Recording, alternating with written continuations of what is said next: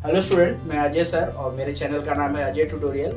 और आपको पता होगा, आप मेरा चैनल देखते होगे, सब्सक्राइब करके रखे हो, तो ये चीज़ पता होगी कि मैंने पिछले साल एग्ज़ाम के पहले वीडियो डाला, फिर से डिसकंटिन्यू कर दिया क्योंकि इस साल मैं अपने क्लासेस पर बहुत ज़्यादा फोकस कर रहा था, अपने ऑफलाइन सेटअप पर। तो अब क्योंकि अब ज़माना चल रहा है ऑनलाइन सेटअप का, क्योंकि ऑनलाइन भी चीज़ है, हाइब्रिड टीचिंग चल रही है आजकल, तो अब मैं कोशिश करूँगा कि ऑनलाइन भी मैं बहुत अच्छे से कर सकूं जैसे मैं ऑफलाइन कर रहा हूं। इस समय पे ऑफलाइन मैंने काफ़ी अच्छा ग्रो किया, काफ़ी अच्छा रिस्पांस भी आ रहा है, तो ऑनलाइन भी वो रिस्पांस लाने के लिए मैं कोशिश कर रहा हूं। तो आप लोग बने रहो और लोगों से सब्सक्राइब कराओ, लाइक और कमेंट भी करो इस मेरे जो भी वीडियोस आ रहे हैं उसके आगे आने वाले चैनल पे। और अभी मैं वन शॉट लेक्चर्स डालूंगा 12th स्टैंडर्ड के बच्चों के लिए, तो उसके लिए आप ज़्यादा से ज़्यादा सब्सक्राइब करके रखो और अपने आसपास जो भी 12th के बच्चे होंगे साइंस के, उनको शेयर करो, फिजिक्स में हेल्प हो जाएगी उनकी। धन्यवाद। तो मैं तुम लोगों को इसलिए बुलाया कि मैग्नेटिक मटेरियल एक साथ पढ़ के हो जाएगा, आज तुम लोग खत्म भी हो जाएगा, ठीक है। ज़्यादा टाइम नहीं लूंगा उसके लिए, 1 घंटे ज़्यादा से ज़्यादा लगने वाले हैं उसको करने के लिए, ठीक है। तो इसमें सबसे पहले बता देता हूँ कितने पार्ट में डिवाइडेड है पूरा।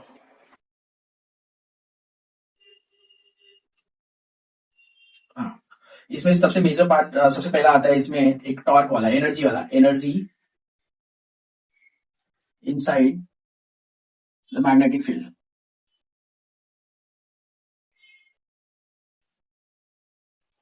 और सेकंड इसमें पढ़ना रहेगा time period of vibrating magnet, time period of dipole moment. ये स्टार्टिंग इंट्रो के बाद जस्ट ये पार्ट आता है। और तीसरे नंबर पे शुरू होता है अपना ओरिजिन ऑफ मैग्नेटिज्म,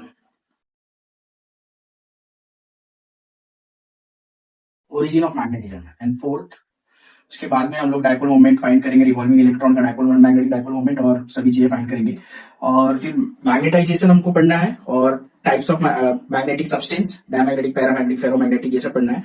और लास्ट में हिस्टैरिसीस लूप करना है। तो इसके बाद छोटे छोटे पार्ट है, मैग्नेटाइजेशन वाला पार्ट है, मैग्नेटाइजेशन, और बाद में हिस्टैरिसीस लूप, और एक छोटे मोटे टॉपिक्स रहेंगे, लेकिन मेजर टॉपिक ये है जो हम जल्दी से खत्म कर सकते हैं हमारे बोर्ड पॉइंट ऑफ व्यू से। ज्यादा टाइम नहीं देना है, तो मतलब कंपल्सरी इसमें से 3 मार्क्स आते हैं, विद ऑप्शन 5 रहेगा, लेकिन एक फिक्स वाला हमारे पास 3 मार्क्स का आ जाएगा। तो 3 मार्क्स हमारे 1 घंटे में तुमको दे सकता हूँ, 1 घंटे में 3 मार्क्स तुम्हारा पक्का है। तो हम स्टार्ट करते हैं, जल्दी से जल्दी ये पूरा कवर करने का कोशिश करते हैं। सबसे पहला इसमें energy stored inside the magnetic field, energy stored inside the magnetic field।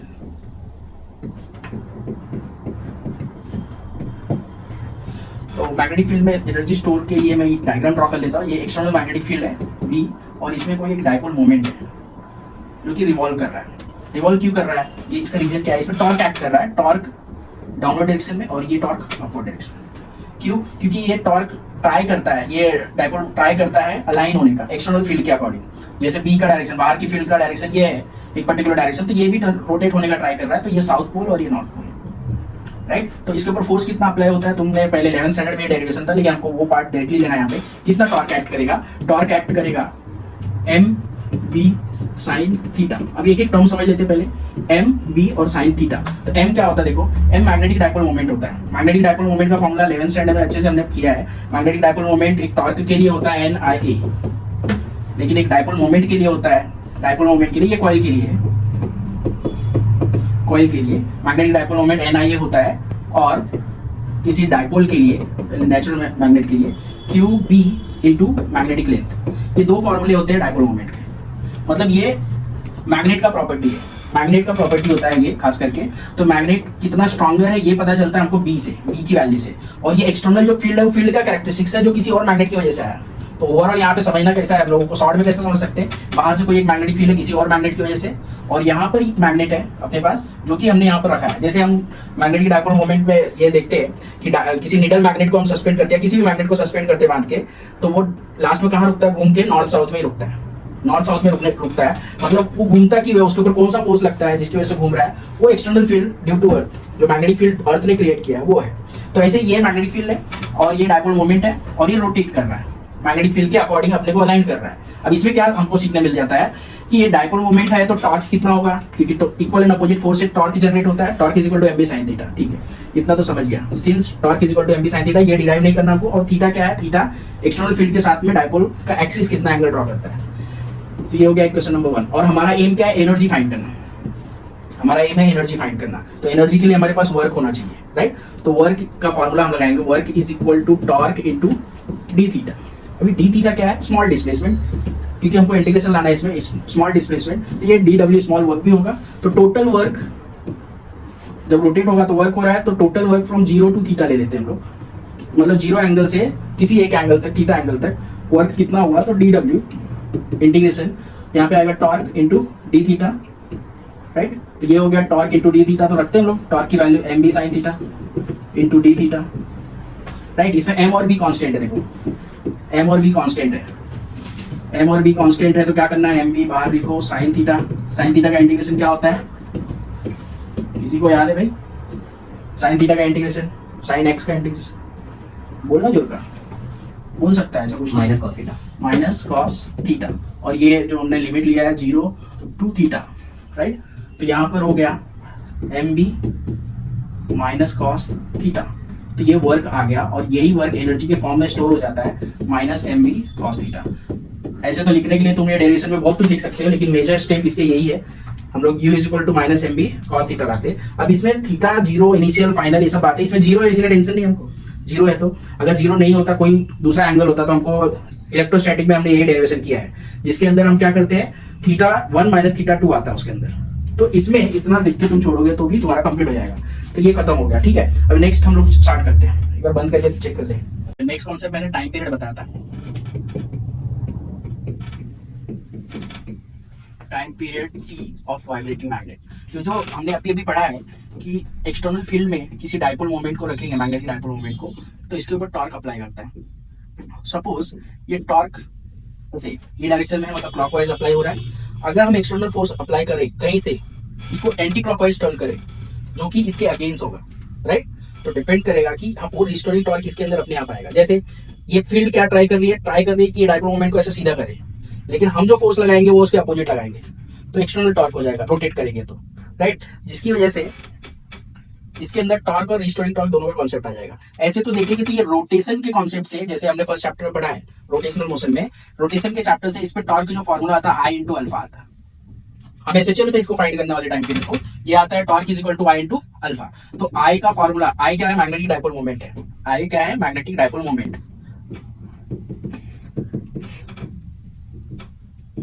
Magnetic dipole moment है, मोमेंट ऑफ इनर्शिया, सॉरी ये कैंसिल करना, ठीक है, बाद में यहाँ पे मार्क करके रख। आई क्या है, मैग्नेटिक मोमेंट ऑफ इनर्शिया है, राइट। और ये अल्फा क्या है, एंगुलर एक्सीलरेशन। एंगुलर एक्सीलरेशन का फॉर्मूला क्या होता है, D omega by D T. अब D omega by D T तो ठीक है, ओमेगा का फॉर्मूला क्या होता है, D theta by D T. तो ये हो गया डबल डेरिवेटिव ऑफ थीटा, मैं इसको लिख सकता हूँ। एक्सीलरेशन देखो क्या हो गया, टॉर्क का फॉर्मूला हो गया I into D square theta by D T square. ये इक्वेशन नंबर 1, राइट। ये एक टॉर्क आ गया। दूसरा टॉर्क क्या ले सकते हैं हम लोग, दूसरा टॉर्क का formula M B sine theta, जो कि हम जानते हैं यहाँ पर अप्लाई हो रहा है ऑलरेडी, ये तो उसके अपोजिट में था ना, तो ये दोनों बैलेंस हो जाएंगे। अगर ये स्टेबल है तो उस टाइम बैलेंस मान रहे हैं हम लोग। तो ये दूसरा वाला फॉर्मूला है इसका, टॉर्क दोनों को मैं इक्वेट करता हूँ, लेकिन इसके पहले क्या करना है, theta is very small, since theta is very small therefore sine theta approximately equal to theta. तो ये फॉर्मूला मॉडिफाई हो जाएगा एम बी थीटा। ये इक्वेशन नंबर 3 ले लेता हूँ, 3 और 1 को कंपेयर करता हूँ, तो M B theta is equal to I square D square theta by D T square, right. यहाँ से एक फॉर्मूला बन जाएगा आराम से मेरा। तो कौन सा फॉर्मूला बना सकते हैं यहाँ से, डी स्क्वायर थीटा, चलो इसको इस साइड लेके आ जाता हूँ, आई मतलब एसएचएम से रिलेट करना है मुझे, और minus M B theta is equal to 0। ये एसएचएम जैसा इक्वेशन बन रहा है यहाँ पे। अगर मैं आई को हटाना चाहता हूँ, dividing all the terms by I, मतलब ये moment of inertia d square theta by D T square minus M B theta upon I is equal to 0। मतलब आई से डिवाइड किया तो यहाँ पर आई कैंसिल हो गया ये वाला, और ये आई नीचे दिख रहा है। तो ये किसके जैसा दिख रहा है, एसएचएम जैसा कुछ फॉर्मूला नहीं दिख रहा है। ये एसएचएम में क्या फॉर्मूला था, D square X by D T square plus omega square X by, हाँ। तो यहाँ पर भी प्लस आएगा, देखो प्लस कैसे ला सकते हैं हम लोग, अगर टॉर्क एक दोनों एक दूसरे का अपोजिट है, किसी एक को माइनस ले लो, किसी एक को माइनस ले लो, या तो इसको माइनस लो या तो इसको ले लो। तो मैं मानता हूँ कि ये पहले से रोटेट हो रहा है, तो ये मैं माइनस ले लेता हूँ। अगर इसमें माइनस लूंगा तो लास्ट में यहाँ पे प्लस आ जाने वाली, राइट। तो D square theta by D T square. अब यहाँ से मैं थोड़ा सा और इसको मॉडिफाई करूंगा ताकि ये रिलेट हो सके एसएचएम के साथ में, लीनियर एसएचएम के साथ में। जैसे D square X by D T square plus omega square X is equal to 0, ये लीनियर एसएचएम का फॉर्मूला है, right. So D square X by D T square is equal to minus omega square X. इसी format में इसको लाना है मुझे। तो देखो यहाँ से आप इसको चेंज कर रहा हूँ, D square theta by D T square is equal to minus M B theta upon I. अब देखना कंपेयर करेंगे हम लोग, तो ये डी स्क्वायर एक्स मतलब लीनियर डिस्प्लेसमेंट है, एंगुलर डिस्प्लेसमेंट है, तो माइनस ओमेगा स्क्वायर और एम बी अपॉन आई ये एक जैसे है, तो इक्वेट करते हैं हम लोग इसको, मतलब कंपैरिजन के बाद में। तो आफ्टर कंपेयरिंग हम लोग क्या मिल रहा है अपने को, माइनस ओमेगा स्क्वायर एक्स नहीं लिखना अपने को, एक्स तो थीटा के साथ कंपेयर हो गया, मतलब ये लीनियर एसएचएम है, एंगुलर एसएचएम, राइट। तो माइनस ओमेगा स्क्वायर एक्स क्या हो जाएगा, एम बी अपॉन आई, ये भी माइनस है, माइनस माइनस प्लस, तो ओमेगा इक्वल टू फाइनली मेरे पास इक्वेशन जो आ रहा है एम बी अपॉन आई आ रहा है, right. Omega is equal to M B upon I आ गया, ठीक है, यहाँ तक समझ गया अपने को। अब ओमेगा मिल गया तो टाइम पीरियड फाइंड करना बहुत आसान होता है। टाइम पीरियड का फॉर्मूला 2 पाई बाय ओमेगा, तो 2 पाई अपॉन ओमेगा आया है एम बी अपॉन आई, तो 2 पाई आई अपॉन एम बी, ये टाइम पीरियड का फाइनल फॉर्मूला है जो हमको चाहिए था, time period of rotating bar magnet, ठीक है। थोड़ा स्टेप क्लियर नहीं है तो अच्छे से नोट करना, ठीक है, फटाफट नोट करो चलो। तो नेक्स्ट कॉन्सेप्ट अपना जो आ रहा है ओरिजिन ऑफ मैग्नेटिज्म। ये तो मतलब ये दो छोटे कॉन्सेप्ट ऐसे हैं, पूरा डेरिवेशन तो एक्सपेक्ट मत करो कि पूरा डेरिवेशन तुमको पूछने वाला है, क्योंकि पूरा डेरिवेशन पूछेगा वही 1-3 मार्क का हो जाएगा, खत्म हो जाएगी कहानी। और ये मोस्टली जो मैग्नेटिक मटेरियल से है ना, 2 मार्क्स का एक क्वेश्चन आ सकता है, 1 मार्क का एक क्वेश्चन, ज्यादातर चांसेस ऐसे होते हैं। और एमसीक्यूज में एक एक्सपेक्टेड होता है, 8 मार्क्स वाले में एक्सपेक्टेड होता है, एक वहीं हो जाएगा, तो 3 मार्क का कोई बचता ही नहीं है कि 3 मार्क का डेरिवेशन पूछे। तो ये डेरिवेशन रट्टा मारने के पीछे मत पड़ो, लेकिन कुछ ऐसे डेरिवेशन है जो बड़े हैं, लेकिन वो 3 मार्क की जगह 2 मार्क भी दे देंगे उतने बड़े डेरिवेशन। तो जिसमें से ये दोनों डेरिवेशन मैं नहीं मानता कि पूरा डेरिवेशन आएगा, उसके बेस पे न्यूमेरिकल्स आ सकता है, कोई कॉन्सेप्ट आ सकता है, ठीक है। बोर्ड पॉइंट ऑफ व्यू से हम स्टडी कर रहे हैं तो वही बातें करना हमको, ठीक है। देखो अब ओरिजिन ऑफ मैग्नेटिज्म में फटाफट डिस्कस करता हूँ, क्योंकि जल्दी जल्दी कंप्लीट भी करना है ना ये video. Magnetism, origin of magnetism. Origin of magnetism mainly ये बताता है कि मैग्नेटिज्म की शुरुआत कहाँ से होती है, कहाँ से मैग्नेटिक मटेरियल हमने पढ़ा, मैग्नेटिक मटेरियल मिल गया, तब साइंटिस्ट लोगों ने स्टार्ट किया उसका रिसर्च कि मैग्नेटिक प्रॉपर्टी आती कहाँ से। तो बहुत सारा रिसर्च करने के बाद में फाइनली उनको कंक्लूजन क्या मिला कि एटम के अंदर जो रिवॉल्विंग इलेक्ट्रॉन है उनकी वजह से मैग्नेटिक प्रॉपर्टी आ रही है। मतलब कोई भी सब्सटेंस मैग्नेटिक नॉन मैग्नेटिक होता है इलेक्ट्रॉन की वजह से, राइट। अब देखते हैं, जैसे ये न्यूक्लियस है एटम के अंदर और ये ऑर्बिट्स है उसके, इलेक्ट्रॉन्स रिवॉल्व कर रहे हैं। इलेक्ट्रॉन के पास 2 टाइप का मोशन होता है, तुमको पता है, एक ऑर्बिटल मोशन होता है, एक स्पिनिंग मोशन होता है, जिसको रोटेशनल मोशन बोल सकते हैं। ऑर्बिटल मतलब सर्कुलर मोशन और स्पिनिंग मोशन मतलब रोटेशनल मोशन, साइंटिफिक टर्म्स जो तुम पढ़े हो। तो total net dipole moment of an electron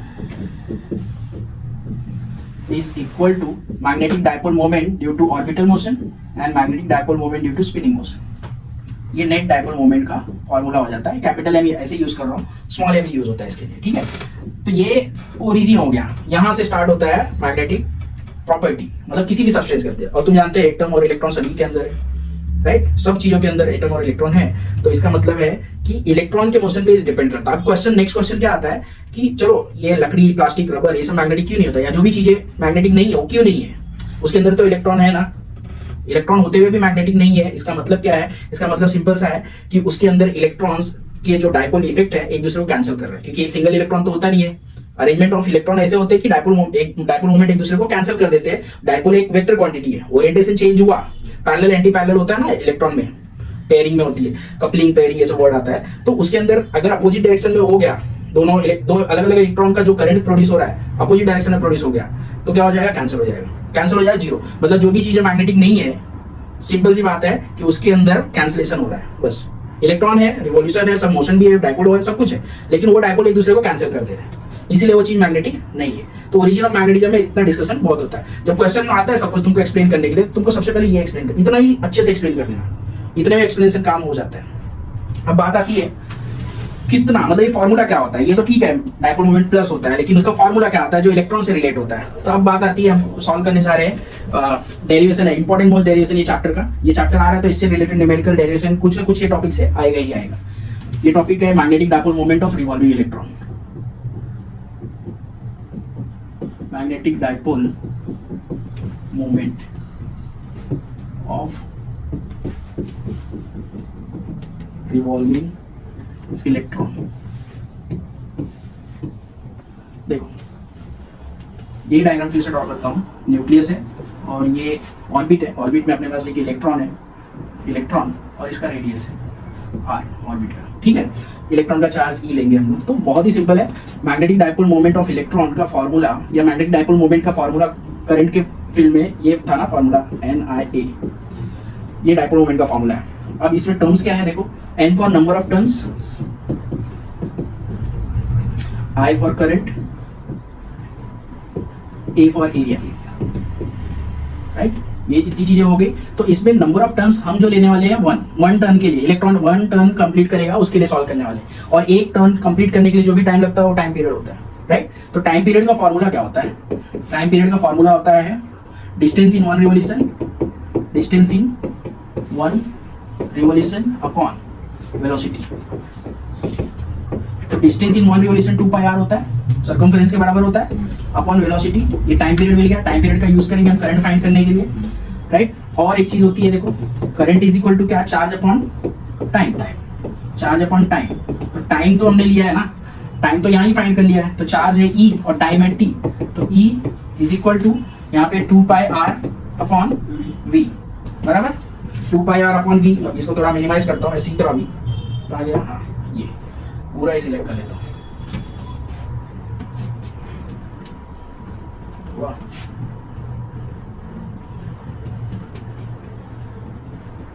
बराबर नहीं इतना, ठीक है आ जाते। तो यहाँ पे लिखता, चलो कंटिन्यू करता हूँ। तो ये टाइम करंट मिल रहा है अपने को, करंट मिल गया, करंट है E V, ये भी ऊपर मल्टीप्लाई हो जाएगा 2πr, ठीक है। अब ये तो हो गया, समझ में आ गया अपने को, करंट मिल गया, बहुत सबसे इंपॉर्टेंट हमारा काम हो गया। यहाँ पे देखो फर्स्ट वाले में n की वैल्यू हमने 1 ले लिया है, I मिल गया है, एरिया क्या होता है, A for area is equal to πr square, circle का एरिया। तो इक्वेशन 3 और 2 को 1 में रखते हैं, तो सब्सटीट्यूटिंग 3 and 2 in 1, तो क्या हो जाएगा देखो, m is equal to NIA, n की वैल्यू क्या थी, n की वैल्यू तो 1 है, तो वो लिखो ही मत, जरूरत क्या है उसको लिखने की, EV अपॉन 2πr, और यहाँ पे क्या πr स्क्वायर, कैंसिल करो जो कैंसिल हो रहा है, r कैंसिल हो रहा है, पाई कैंसिल हो रहा है, EV r अपॉन 2, तो ये नहीं, magnetic dipole moment of revolving electron आ गया। यही फॉर्मूला है revolving orbital magnetic dipole moment, orbital मतलब सर्कुलर मोशन से रिलेटेड जो मैग्नेटिक डाइपोल मोमेंट होगा उसकी बात हो रही है। लेकिन अब आगे हम लोग क्या करने वाले हैं, इसमें आगे ऑर्बिटल हो गया, इसको एंगुलर उसके रोटेशनल के साथ कंपेयर करने वाले हैं। रोटेशनल की प्रॉपर्टी है एंगुलर मोमेंटम, राइट। तो नेक्स्ट कॉन्सेप्ट है अपना gyromagnetic ratio, gyromagnetic ratio. Gyromagnetic ratio is equal to magnetic dipole moment of revolving electron, orbital है तो ऑर्बिटल ओ लिख देता हूँ, क्लियर हो जाएगा, ये upon angular momentum. Angular momentum कौन सी बॉडी के पास होता है, जो सर्कुलर ये जो रोटेशनल मोशन परफॉर्म करती है। तो गैरोमैग्नेटिक रेशियो में इसका फॉर्मूला होता है EVR अपॉन 2, L का फॉर्मूला होता है MVR, M is mass of electron, ME, right. So अब इसको सॉल्व कर देते हैं हम लोग, EVR तो कैंसिल, VV भी कैंसिल हो गया, जो बचता है वो लिखते हैं हम लोग E अपॉन 2ME, ये हो गया गैरोमैग्नेटिक रेशियो का फॉर्मूला, राइट। और इसकी वैल्यू होती है 8.8 into 10⁻10 कूलम पर केजी, मतलब कांस्टेंट होता है। किसी भी ऑब्जेक्ट का अगर हम लोग फाइंड कर रहे हैं magnetic dipole moment to the angular momentum, solve कर रहे हैं और रेशियो निकाल रहे हैं, रेशियो कांस्टेंट आ रहा है, लेकिन अलग अलग आ सकता है क्योंकि मास हो सकता है अलग हो, लेकिन इलेक्ट्रॉन के केस में ये चीज फिक्स है क्योंकि मास ऑफ इलेक्ट्रॉन फिक्स है, चार्ज ऑफ इलेक्ट्रॉन फिक्स है, तो इसकी वजह से ये भी कांस्टेंट होता है 8.8 into 10⁻10 कूलम पर केजी। ये गैरोमैग्नेटिक रेशियो का यूनिट है, राइट। अब एक छोटा सा और इसके साथ पार्ट बच गया, बोर्स मैग्नेटॉन, बोर्स मैग्नेटॉन, जिसमें हम बोर्स के सेकंड पोस्टुलेट को रिलेट करेंगे, ठीक है। तो यहाँ पर लिख देता हूँ, चलो ये पार्ट हो गया अपना बोर्स मैग्नेटॉन। बोर्स मैग्नेटॉन में सिंपली यही वाला फॉर्मूला यूज करेंगे, MO/L, मतलब magnetic dipole moment to the angular momentum is equal to E/2me। ये हमको गैरोमैग्नेटिक रेशियो के फॉर्मूले से मिला, तो E/2me इंटू एल, एल उस साइड चला गया, राइट। और एल का फॉर्मूला क्या होता है बोर्स के according, L is integral multiple of h/2π। Bohr's के सेकंड पोस्टुलेट्स में क्या है, angular momentum of any electron is integral multiple of h/2π, h for Planck's constant. n क्या है, n प्रिंसिपल क्वांटम नंबर है, मतलब ऑर्बिट का नंबर बताएगा, फर्स्ट सेकंड थर्ड होता है ऑर्बिट, तो n वो रिप्रेजेंट करता है। तो फाइनली मेरे पास जो आ रहा है यहाँ पे देखो, यहाँ पर ज्यादातर n को छोड़कर बाकी सब कांस्टेंट है, n को छोड़कर बाकी सब कांस्टेंट है, तो EH/2me और 2π, तो 2π का 4π हो जाएगा यहाँ पे, तो ये कांस्टेंट हो गया। ये कांस्टेंट को ही हम क्या बोल रहे हैं यहाँ पर, ठीक है थोड़ा सा सेपरेट करके लिखते चले यहाँ पे, इसी को बोल रहे हैं बोर्स मैग्नेटॉन। ये कांस्टेंट को आर को, उसमें n पार्ट नहीं होता है, n को छोड़कर बाकी सब कांस्टेंट है, और ये कांस्टेंट को ही बोर्स मैग्नेटॉन बोलते हैं। तो क्वेश्चन तुमको आया व्हाट इज बोर्स मैग्नेटॉन, तो तुमको ये एक्सप्लेन करना है, ये इतना लिखना है, बाद में ये बताना है ये कांस्टेंट है, और ये कांस्टेंट सभी मल्टीप्लाई होगा, प्रिंसिपल क्वांटम नंबर चेंज करते जाओ इलेक्ट्रॉन का, और ये मल्टीप्लाई होता जाएगा, मतलब ये बोर्स मैग्नेटॉन भी कांस्टेंट है, ठीक है। चलो अभी नेक्स्ट कॉन्सेप्ट अपना है मैग्नेटाइजेशन। मैग्नेटाइजेशन का एक छोटा सा एक्सपेरिमेंट है, वो डिस्कस कर लेते हैं अच्छे से, और फिर एक डेरिवेशन भी रहेगा उसके बेस पर। तो मैग्नेटाइजेशन क्या होता है, सबसे पहले ये समझते हैं।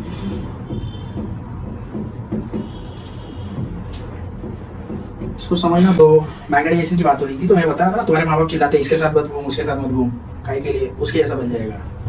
तो मैग्नेटाइजेशन भी वही केस है, एक मैग्नेट के साथ कोई नॉर्मल सब्सटेंस जो मैग्नेटिक सब्सटेंस बन सकता है, उसकी प्रॉपर्टी उसको वो सपोर्ट करती है, वो मैग्नेटाइज हो जाएगा, मतलब वो भी मैग्नेट बन जाएगा, राइट। ये मैग्नेटाइजेशन का प्रोसेस होता है। जैसे सिंपली तुमने बहुत पहले देखा भी होगा ना, एक सोलेनॉइड के अंदर हम लोग normal iron rod, soft iron को जिसको बोल सकते हैं, वो सब प्लेस करते हैं सोलेनॉइड के अंदर, नॉर्मल आयरन रॉड, तो ये आयरन रॉड मैग्नेटाइज होके मैग्नेट बन जाता है।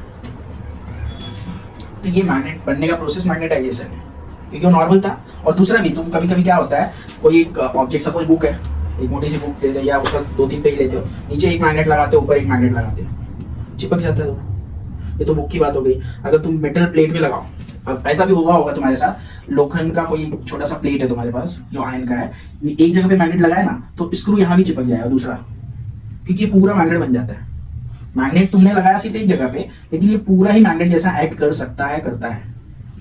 तो ये मैग्नेटाइजेशन का प्रोसेस। अब चलो टेक्निकल टर्म में आते हैं, अब ये तो अंडरस्टैंडिंग वाला प्रैक्टिकल टर्म्स था, अभी टेक्निकल टर्म्स में आता हूं मैं। कितना बनेगा, ठीक है, देखो अंडरस्टैंडिंग वाले टर्म में अब अंदर घुस जाते हैं, थोड़ा हम साइंस स्टूडेंट जैसे बातें करते हैं अभी।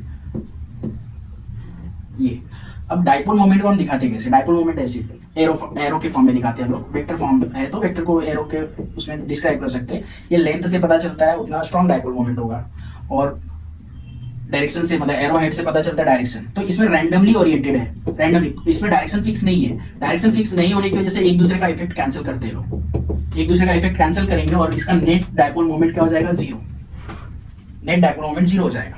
लेकिन अगर इसके पास किसी फील्ड को लेके आ जाऊं मैं, किसी अदर फील्ड को, इसी के पास एक फील्ड लेके आता हूँ, बाहर से एक स्ट्रॉन्ग मैग्नेटिक फील्ड अप्लाई करता हूँ जिसका डाइपोल मोमेंट ये डायरेक्शन में, स्ट्रॉन्ग मैग्नेटिक फील्ड, तो बी एक्सटर्नल इसको बोलते हैं, external field. D for magnetic induction, EXT external, external magnetic induction है ये, राइट। अब ये डाइपोल मोमेंट सभी के सभी डाइपोल मोमेंट अलाइन हो जाते हैं एक ही डायरेक्शन में, राइट। और एक ही डायरेक्शन, वो भी डायरेक्शन किस पे डिपेंड करेगा, ये बाहर के डाइपोल मोमेंट पर। तो ये डायरेक्शन की वजह से अब ये एक ही डायरेक्शन में एक्ट करे तो एक एसोसिएट कर जाएंगे सभी डाइपोल मोमेंट, और ये नॉट इक्वल टू 0 या ग्रेटर देन 0 हो जाएगा। ग्रेटर देन 0 मतलब 0 नहीं है, 0 से ज्यादा नंबर फॉर्म हो रहा है। अब ये बन चुका है मैग्नेट। एक मैग्नेट और नॉर्मल सब्सटेंस में यही फर्क होता है, नॉर्मल सब्सटेंस ऐसा होता है, मैग्नेट ऐसा होता है, उसके अंदर की बात है ये, यही सबसे बड़ा डिफरेंस है। तो इस पे जब रिसर्च किया, एक साइंटिस्ट ने एक्सपेरिमेंट किया, वो साइंटिस्ट का नाम क्यूरी, ऐसा कुछ नाम है क्यूरी। तो अकॉर्डिंग टू साइंटिस्ट क्यूरी बोला कि ये मैग्नेटाइजेशन जो प्रोसेस है वो मैग्नेटाइजेशन डिपेंड किस पे करता है, लेकिन मैग्नेटाइजेशन के पहले उसका फॉर्मूला सीख लेते हैं हम लोग, डेफिनेशन। ये मैग्नेटाइजेशन कैपिटल M से डिनोट करते हैं, capital M is equal to M net, मतलब net dipole moment per unit volume. ये इसका डेफिनेशन भी है, फॉर्मूला मैग्नेटाइजेशन मतलब ये जो डाइपोल मोमेंट है, नेट डाइपोल मोमेंट, एक पर्टिकुलर स्पेस में कितना डाइपोल मोमेंट है उसको प्रोपोर्शनल होता है, जितना ज्यादा होगा उतना ज्यादा मैग्नेटाइजेशन बोला जाएगा, और ये वॉल्यूम जितना ज्यादा होगा उतना कम मैग्नेटाइजेशन, मतलब ये डेंसिटी का कॉन्सेप्ट से आ जाता है। अगर डायपोल मोमेंट की डेंसिटी कम जगह में ज्यादा डायपोल मोमेंट है, मतलब मैग्नेटाइजेशन ज्यादा हुआ है और स्ट्रॉन्गर फील्ड बनी है, समझे। तो ये दोनों पे डिपेंड करता है, इसको डायरेक्टली, इसको प्रोपोर्शनल, ये तो यूनिवर्सली प्रोपोर्शनल। ओके, ये डेफिनेशन भी लिखना तो बहुत सिंपली तुमको यही लिखना है, net dipole moment per unit volume is known as magnetization. तो डेफिनेशन भी लिख लेना। अब बात आती है यूनिट की, यूनिट डिस्कस कर लेते हैं। Unit of M is equal to M net का unit, net dipole moment ampere metre square होता है इसका यूनिट, और इसका यूनिट होता है मीटर क्यूब, तो कैंसिल हो रहा है, एम्पियर पर मीटर, ये यूनिट ऑफ मैग्नेटाइजेशन का फॉर्मूला है, राइट। ये मैग्नेटाइजेशन का कॉन्सेप्ट हो गया। अब इस पे एक एक्सपेरिमेंट था जो मैं डिस्कस कर रहा था पहले से, एक्सपेरिमेंट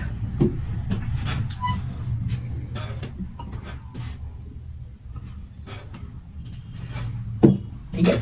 अभी इस पे एक्सपेरिमेंट जो था उसकी बात कर रहा था मैं। तो वो साइंटिस्ट ने एक्सपेरिमेंट किया तो पता चला कि मैग्नेटाइजेशन जो है ना वो किस पे डिपेंड करता है, एक्सटर्नल फील्ड के ऊपर डिपेंड करता है। बाहर वाली फील्ड कितनी स्ट्रांग रहती है, मतलब कितने स्ट्रांग मैग्नेट के पास रखे हैं उस सब्सटेंस को, उस पे डिपेंड करता है। और एक फैक्टर है proportional to absolute temperature. Absolute temperature जितना ज्यादा रहेगा मैग्नेटाइजेशन उतना कम होगा।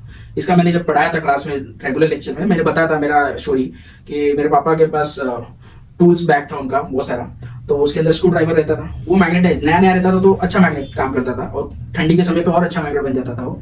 तो अंदर बहुत सारे स्क्रू को लपेट लेता था, जिसे जब भी उसको निकालना सब स्क्रू निकाल पे। तो मेरे पापा एक दिन बोले कि ऐसा हो गया था, बोलते काम नहीं हो रहा था और चिड़चिड़ था, बहुत गुस्से में थे। तो क्या किए, बोले स्टोव जला, तब स्टोव चला, गैस नहीं था हमारे घर में, तो स्टोव जलाया, उसमें रख दिया उसको। मेरे को समझ में नहीं आया क्या कर रहे, बाद में समझ में आया कि बोले कि इसका मैग्नेट कम हो जाएगा, और कम हो गया सही में। तो बाद में जब मैं पढ़ाने लगा तो इधर मेरे को रिलेशन मिला, पढ़ा तब तो मैं कुछ पढ़ा ही नहीं, पढ़ाने लगा तो समझ में आया, बराबर ना। तो यहाँ से रिलेट होता है कि magnetization is inversely proportional to temperature. Temperature जितना ज्यादा रहेगा मैग्नेटाइजेशन उतना कम होगा। इसीलिए तुम लोग उसको महसूस कर सकते हो जब उसको टच करोगे ना मैग्नेट को या लोहा जो होता है ना, आयन, वो सबसे अच्छा मैग्नेट होता है, मैग्नेट बन सकता है। तो उसको भी टच करोगे, दोनों ही ठंडे होते हैं, उनका नेचर ठंडा होता है, क्योंकि उसका बहुत सारा रीजन है, बट एक रीजन यहाँ से रिलेट कर रहा हूँ कि मैग्नेट इसीलिए मैग्नेट है क्योंकि वो ठंडा है। मतलब इंसान से भी जोड़ सकते हैं, जो कूल रहता है वो अट्रैक्ट करता है। और कोई तपा उपा रहेगा एकदम ऐसा घूम रहा है ऐसा, तो उसको कौन पूछने वाला है, सब भागेंगे उससे। कूल रहेगा एकदम, हाँ मुझे सब बात करने आएंगे, बराबर ना। कौशल वही ट्राई करता है कूल रहने का। आप दोनों को एक साथ लिखते हैं, तो therefore is equal, proportionally sign को कन्वर्ट करो, एक कांस्टेंट आएगा बी एक्सटर्नल अपॉन टी। ये ऊपर क्यों लिखा है तो इतना तो जान ही रहोगे, अभी ऑन शॉट पढ़ रहे हो तो 12वीं पूरा मतलब खत्म हो चुका है, तो इतना तो समझे होगा ना। एक्सटर्नल ये डायरेक्टली प्रोपोर्शनल है तो इसको हम लोग ऊपर लिखते हैं, और इनवर्सली प्रोपोर्शनल है तो 1 बाई लिखते हैं। मैंने बताया इनवर्सली प्रोपोर्शनल है, लेकिन वहाँ पे 1 अपॉन नहीं लिखा था, तो दोनों में फर्क क्या था, कुछ भी नहीं, बराबर ना। तो अब ये टाइम पीरियड बोल रहा हूँ इसको, बराबर। बहुत सारा फिजिक्स पढ़ाने 10-10, 20-20 बार एक ही चैप्टर पढ़ाने के बाद यही हालत होती है, इसका उसमें पूछ जाता है सब। तो ये एब्सोल्यूट टेम्परेचर है, टेम्परेचर इसका मैग्नेट का, जो मैग्नेटाइजेशन करने के लिए रखा हमने वो सब्सटेंस का। तो अब ये हो गया,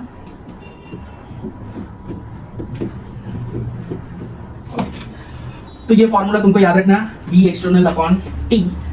अब इसके बाद में हम लोग एक छोटा सा डेरिवेशन कर लेते हैं, लेकिन वो डेरिवेशन इसके मैग्नेटाइजेशन नेचर को स्टडी करने के लिए बना है। मतलब उसके अंदर क्या करने वाले हम लोग, एक टॉरॉइड लेने वाले हैं, और टॉरॉइड के अंदर ही सब चेंजेस हम नोट करने वाले हैं। इधर यार सिलेक्ट सीख लिया है हमने, हाँ मस्त दिख रहा है नोट्स। चलो आगे, ऐसा तो इधर छोटा छोटा चिट्टा करके नोट पेज की जरूरत ही नहीं पड़ेगी, एक ही पे सब लिख डालेंगे, ठीक है। चलो यहाँ से शुरू करता हूँ। Magnetization with the help of ferromagnetic substance.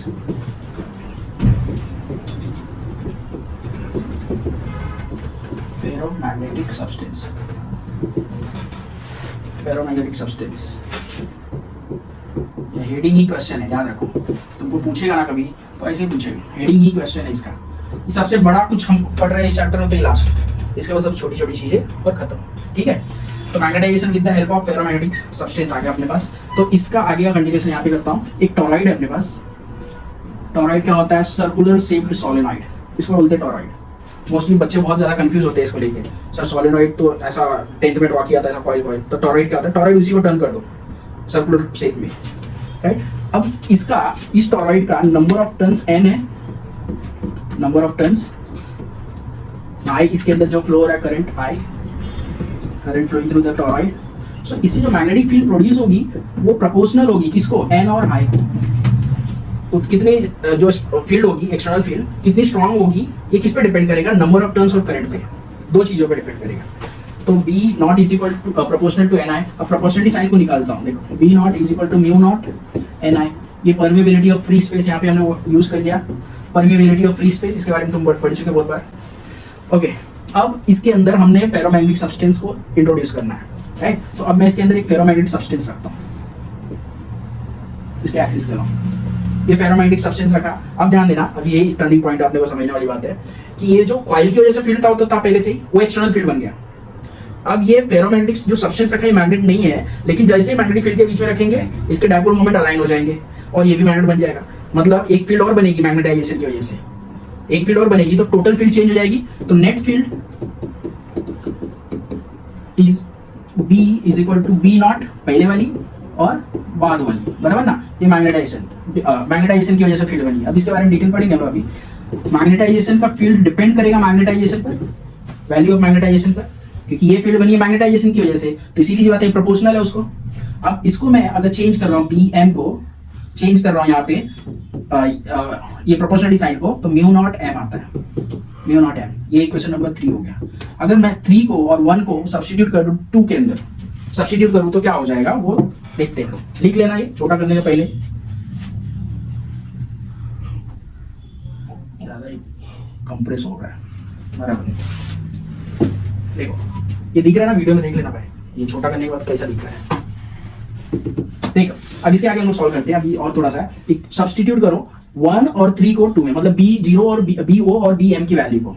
BO क्या था, फील्ड विदाउट फेरोमैग्नेटिक सब्सटेंस, ये फील्ड आफ्टर फेरोमैग्नेटिक सब्सटेंस, ठीक है। तो B इज इक्वल टू क्या लिखना है अपने को, B नॉट की जगह पे है mu naught NI plus BM, इसकी जगह पे क्या है म्यू नॉट M। तो कॉमन आ रहा है कुछ, अमन कॉमन आ रहा है क्या, सो रहा है म्यू नॉट कॉमन आ रहा है, तो मैं लिखने के बाद बोला ना तू, ठीक है। चलो ये कैसे आया वो भी लिख लेना, सब्स्टिट्यूटिंग 1 and 3 in 2, बराबर।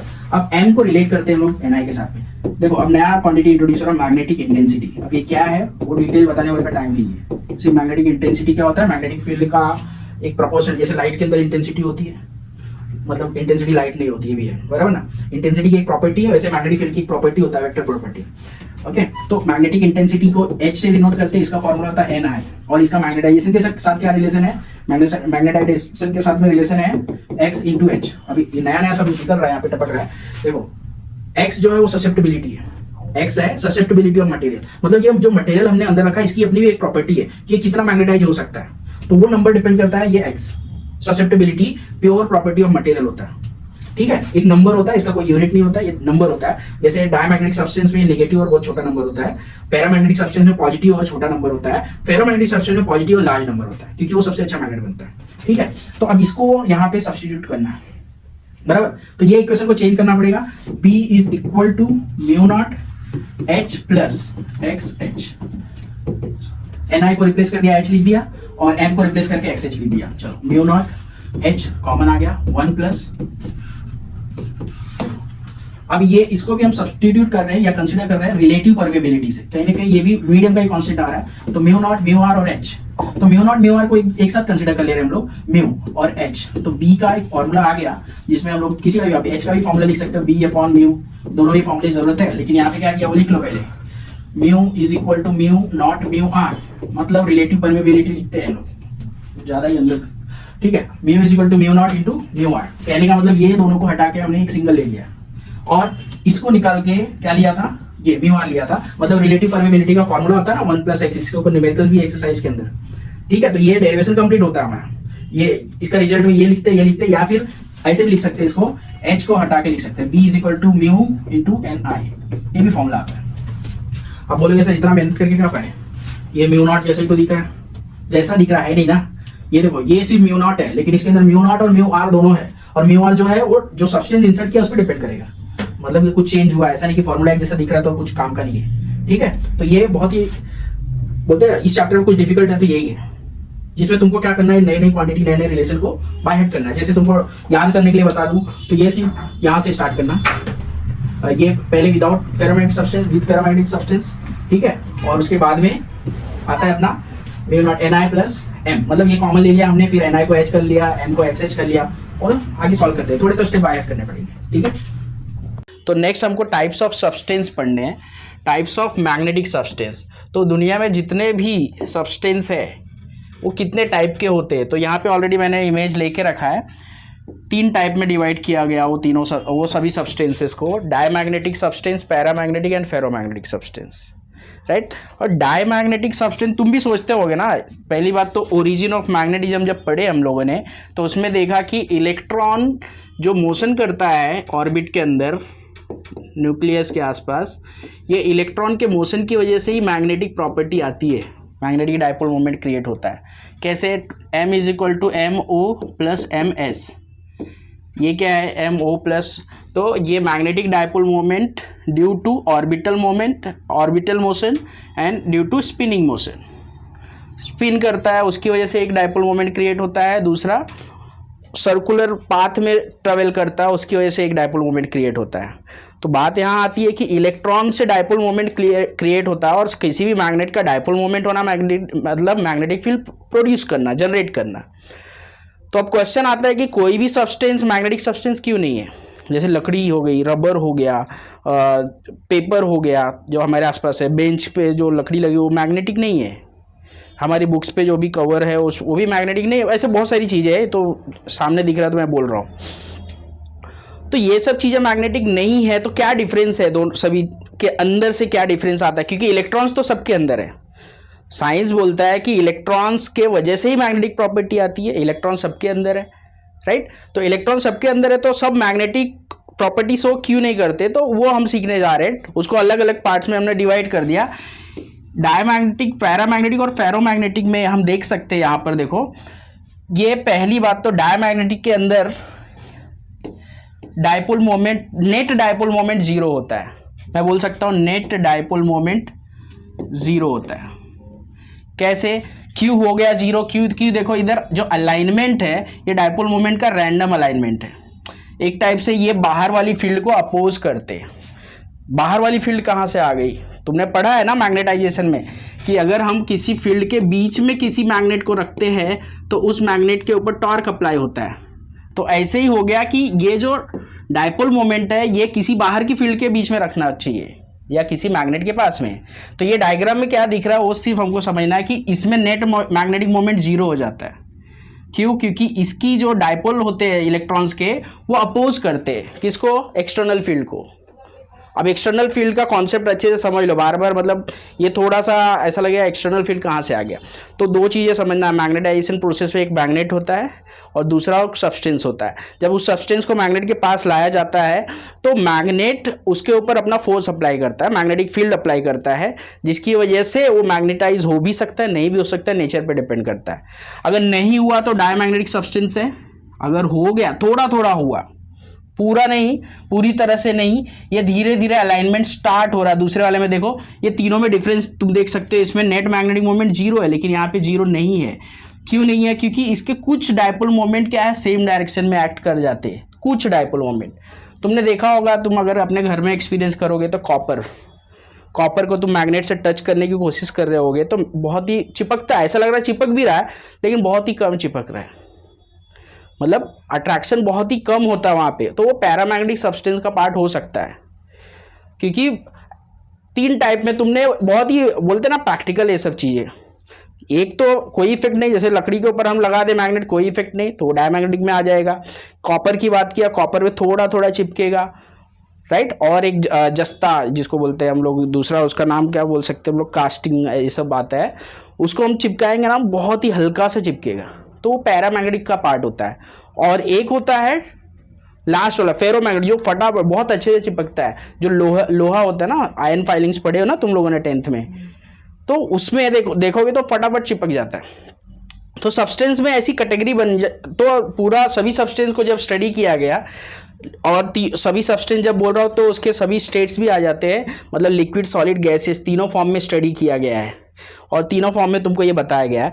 तो यही एक्सप्लेन करना है यहाँ पे कि इस पे कुछ डायपोल मोमेंट अलाइंड होते हैं। ये देखो अलाइन यहाँ पे लिखा हुआ है, यहाँ पे अपोजिंग मतलब अपोज करते इसलिए 0 हो जाता है, और यहाँ पे अलाइन, ये दोनों में डिफरेंस नहीं है, लेकिन ये थोड़ा स्ट्रांगली अलाइंड होता है। देखो यहाँ पे इसके सभी डायपोल मोमेंट एक ही डायरेक्शन में एक्ट कर रहे हैं, इसके वाले 1 2 3 ये सिर्फ 3 एक डायरेक्शन में एक्ट कर रहे हैं, और यहाँ पे थोड़ा सा, और ये रैंडमली डायरेक्शन किसी भी डायरेक्शन में है, और यहाँ पे डायरेक्शन फिक्स नहीं है। ये देखो उल्टा अपोज कर रहे हैं, फील्ड इधर जा रही है, रेड वाली बाहर की फील्ड है, और ये अपोज कर रहे हैं, तो इसमें 0 हो जाता है। तो इससे हमको समझ में आया 3 पार्ट कैसे बन गए हैं, और ये होता कैसे है, ऑर्बिटल मोमेंट से होता है। इलेक्ट्रॉन जो घूमते हैं ना, इलेक्ट्रॉन का घूमने का भी क्लॉकवाइज घूम रहा है, एंटी क्लॉकवाइज घूम रहा है, तुम जानते हो केमिस्ट्री का पार्ट है ज़्यादातर कि क्लॉकवाइज एंटी क्लॉकवाइज या पैरेलल एंटी पैरेलल ऐसा कॉन्सेप्ट आता है, उसमें क्लियर होता है कि ये कैंसिल क्यों करते हैं, राइट। तो ये 3 हमारे पास टाइप्स हो गए। अभी तुम्हारे बुक में सबके लिए पैराग्राफ अलग से लिखा गया है, बुक में पढ़ सकते हो, चाहिए तो। मतलब कभी कभी क्या होता है, बच्चों को वीडियो देखे, किसी ने पढ़ाया, उसके बाद भी बुक खोलते, बुक में क्या लिखा है, तो बुक में बहुत कुछ लिखा है, पढ़ लेना कुछ पॉइंट वहाँ पे, लेकिन तुमको जब लिखना और समझना रहेगा तो यही तुमको हेल्प करेगा, दूसरा कोई तरीका नहीं है। तीनों को डिफ्रेंशिएट करने का यही एक तरीका है, राइट। अब इसके कुछ पॉइंट्स है डिफ्रेंशिएशन के, वो थोड़े बहुत मैं डिस्कस करता हूँ और फिर नेक्स्ट पार्ट पे आता हूँ, क्योंकि अब चैप्टर ज़्यादा लंबा होता जाएगा, 1 शॉट में हमको एक साथ सीखना है, तो बस जल्दी जल्दी सीखना है, राइट। देखो ये तुम्हारे टेक्स्ट बुक से लिया है, टेक्स्ट बुक में ये डायग्राम मैं एक्सप्लेन कर देता हूँ ताकि तुमको टेक्स्ट बुक पढ़ने में आसानी हो जाएगी और समझने में। यहाँ पर diamagnetic substance in uniform magnetic field, uniform मतलब तुम समझ सकते हो इक्वली स्पेस्ड लाइंस होगी यहाँ पे मैग्नेटिक लाइंस, ऐसी हम इसको यूनिफॉर्म बोलते हैं, राइट। और इसके बीच में कोई डायमैग्नेटिक सब्सटेंस रखते हो तो क्या होता है, डायमैग्नेटिक सब्सटेंस सीधी सी बात है, तुमको पता है कि ये डायमैग्नेटिक सब्सटेंस क्या कर रहे हैं, रिपल्सन कर रहे हैं, किसके साथ में, एक्सटर्नल फील्ड के साथ में। तो अगर मैं डायमैग्नेटिक सब्सटेंस फ्रीली सस्पेंड करता हूँ यहाँ पे, तो उस केस में ये रिपेल करेगा। सपोज यहाँ पे नॉर्थ है और यहाँ पे साउथ है, क्योंकि फील्ड का डायरेक्शन नॉर्थ टू साउथ ही होता है, राइट। अब यहाँ पे डायमैग्नेटिक सब्सटेंस का कोई एक रॉड लेता हूँ, ये रॉड है, मैग्नेट नहीं है, याद रखना, ये सब्सटेंस है, ठीक है। ये रॉड ये भी रिपेल करेगा, साउथ पोल भी नॉर्थ पोल भी, दोनों इक्वली बैलेंस्ड होते हैं, दोनों का क्या होता है, मैग्नेटिक स्ट्रेंथ एक जैसा होता है, तो दोनों एक जैसे रिपेल करेंगे। तो रिपल्सन के बाद फाइनली ये पोजीशन होगी, मतलब एक्सिस ऑफ सब्सटेंस परपेंडिकुलर होगा बाहर की फील्ड के साथ में। और क्यों परपेंडिकुलर है, अब देखो दोनों जगह से ये सेम टाइप में धक्का लगेगा, फोर्स लगेगा, तो ये यहाँ ही आके स्टेबल होगा, दूसरा कोई पोजीशन नहीं है। और यही चीज पैरामैग्नेटिक सब्सटेंस के अंदर पैरेलल हो जाएगी। पैरामैग्नेटिक सब्सटेंस के अंदर जब आओगे, अगर पैरामैग्नेटिक सब्सटेंस यहाँ पर ले रहे हो तो वो ऐसे आके स्टेबल होगा। क्यों, क्योंकि ये भी अट्रैक्ट कर रहा है उसको, ये भी अट्रैक्ट कर रहा है, दोनों साइड से खींच रहे, लास्ट में ये वाली पोजीशन पे स्टेबल होगा। तो इसमें पैरेलली स्टेबल होता है यहाँ पे पैरामैग्नेटिक सब्सटेंस में, और यहाँ पे डायमैग्नेटिक सब्सटेंस के अंदर परपेंडिकुलर हो जाता है। अब यहाँ पर भी देख रहे हो ये सब्सटेंस रिपेल कर रहा है फील्ड के साथ में, तो ये फील्ड बाहर से जा रही है, देख सकते हैं यहाँ से ये फील्ड बाहर से जा रही है, वही दिखाने की कोशिश है यहाँ पे, ये डायग्राम के अंदर रिपल्सन हो रहा है इसलिए वो बाहर से जा रही है फील्ड। अब दूसरा एक तुम्हारे पास है पैरामैग्नेटिक सब्सटेंस, मैंने इन ओवरऑल तुमको पहले वाले डायग्राम में सब कुछ एक्सप्लेन कर दिया, बट तुम्हारे बुक को एक रेफरेंस लेके सॉल्व कर रहा हूँ यहाँ। इसको सिलेक्ट करने का ऑप्शन आएगा क्या, ठीक है। अब इसमें देखो ये 3 डायग्राम तुमको बताया है, यहाँ पर पैरामैग्नेटिक सब्सटेंस के अंदर 3 डायग्राम है। अब ये तीनों डायग्राम में क्या समझना है हमको, देखो इसमें रैंडमली स्पेस दिख रहा है, इसमें भी मतलब डायरेक्शन फिक्स नहीं है, डायरेक्शन एक ही डायरेक्शन में नहीं है, लेकिन ये लास्ट वाले में एक ही डायरेक्शन में एक्ट कर रहा है। तो तीनों में थोड़ा थोड़ा, अब इसका देखोगे, इसका अब ये तीनों को एक्सप्लेन करने की कोशिश करता हूँ मैं। ये तीनों, इसमें ज़्यादा रैंडम ओरिएंटेशन है, इसमें थोड़े बहुत उस तरफ झुकाव हो चुका है जिस तरफ फील्ड एक्ट कर रही है, और इसमें पूरी तरह से अलाइनमेंट हो चुका है, राइट। तो ये डिफरेंस मैंने पहले ही बता दिया तुमको। अब ये तुम्हारे बुक में नेक्स्ट, हाँ देखो ये जो डायग्राम हमने अभी अभी देखा डायमैग्नेटिक सब्सटेंस का, अब ये पैरामैग्नेटिक सब्सटेंस में क्या हो रहा है, ये फील्ड उसके अंदर से जा रही है, क्यों, क्योंकि वो अट्रैक्ट करता है बाहर वाली फील्ड को। पहले क्या था, रिपल्सन था, इसलिए बाहर से बेंड होके चली जा रही थी, लाइंस बेंड हो जा रही थी, ऐसा दिखाया उसके अंदर। ठीक है, तो ज़्यादा डिफरेंस डायमैग्नेटिक पैरामैग्नेटिक में ही होता है, फेरोमैग्नेटिक पैरामैग्नेटिक जैसा ही होता है। फर्क क्या होता है, पैरामैग्नेटिक में थोड़ा सा ये कम हमको देखने मिलता है इफेक्ट, फेरोमैग्नेटिक में स्ट्रांगली ये इफेक्ट दिखता है। दोनों का नेचर एक जैसा होता है, पैरा फेरो एक जैसा होता है, सिर्फ एक वीक होता है दूसरा स्ट्रांग होता है, बट डायमैग्नेटिक में एकदम से अलग होता है, वो रिपेल करता है, मतलब उस पर कोई इफेक्ट नहीं पड़ता फील्ड का, ऐसा समझ के रखो। बाकी थियरी है, पढ़ लेना, ज़्यादा टाइम वेस्ट नहीं करेंगे, 3 मार्क्स के लिए हम कितना पढ़ेंगे। ठीक है, तो आगे एक छोटा सा फॉर्मूला बता देता हूँ यहाँ पर, तुमको ये रिलेशन दिया हुआ है तुम्हारे बुक के अंदर, और मैंने भी मैग्नेटाइजेशन पढ़ाया। What is magnetization? Magnetization is directly proportional to external field, inversely proportional to temperature. ये सब ये हो गया ना, ठीक है। तो ये चीज़ तो मैंने पहले ही पढ़ा दिया था, अब इसमें लिखता हूँ, देखो ये कैसे आया ये हमको पहले से पता है। देखो मैं एक एक्सपेरिमेंट में हमको पता चला था, since magnetization is directly proportional to external field, B inversely proportional to absolute temperature, so दोनों को एक साथ लिखेंगे तो बी एक्सटर्नल अपॉन टेम्परेचर, तो M is equal to C B external upon temperature. तुम्हारे बुक में सिर्फ ये यूज़ किया है, चलो इस पर लिख नहीं पा रहे हम लोग, तो बुक में सिर्फ डायरेक्टली लिखा हुआ है सी बी लिखा है, बी एक्सटर्नल नहीं, बट बी एक्सटर्नल ही उसका सेंस है। ओके, अब यहाँ से स्टार्ट होता है, और एक डेरिवेशन लास्ट टाइम किए थे हम लोगों ने, लास्ट टाइम मतलब जस्ट थोड़ा सा पहले, m is equal to C, b का वैल्यू आया था mu naught into H, mu naught into H, और अपॉन क्या लिखोगे, टाइम।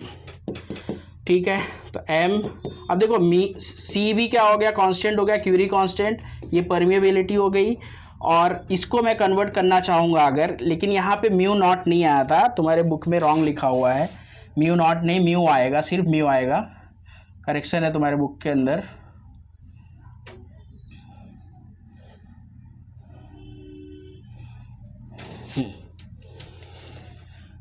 ठीक है, यहाँ पे देखो म्यू आर की वैल्यू 1 लिया रहेगा वो लोगों ने, क्योंकि देखो मैं याद दिलाता हूँ तुमको थोड़ा सा, म्यू इज इक्वल टू क्या होता है, mu naught into mu R होता है, और जो हमारा इक्वेशन आया था B is equal to mu into H आया था, राइट, ऐसा होता है। तो इसमें क्या हो जाएगा, अभी तुम चाहो तो ये एच को, चलो तुम्हारे बुक के हिसाब से अगर देखें तो इसमें म्यू आर को लोगों ने अवॉइड किया, लिया ही नहीं, मतलब कोई सब्सटेंस है ऐसा नहीं दिखाया, सिर्फ एक ही सब्सटेंस का है वहाँ पर, तो ये एच यहाँ पे नीचे ला रहा है, तो अपॉन एच आ जाएगा C into mu naught upon T.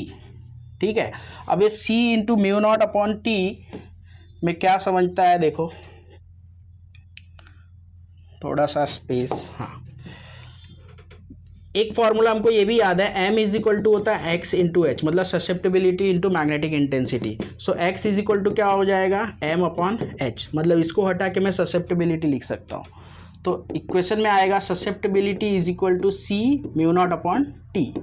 अब यहाँ से रिलेट हो जाता है, ये दोनों कांस्टेंट है, तो susceptibility is inversely proportional to temperature, ये रिलेट हो जाता है। ये छोटा सा रिलेशन दिया है, ये पूरे डेरिवेशन से ज़्यादा इंपॉर्टेंट ये रिलेशन तुमको पता होना चाहिए। इस पे एक न्यूमेरिकल भी है तुमको एक्सरसाइज के अंदर, एक न्यूमेरिकल दिया है already.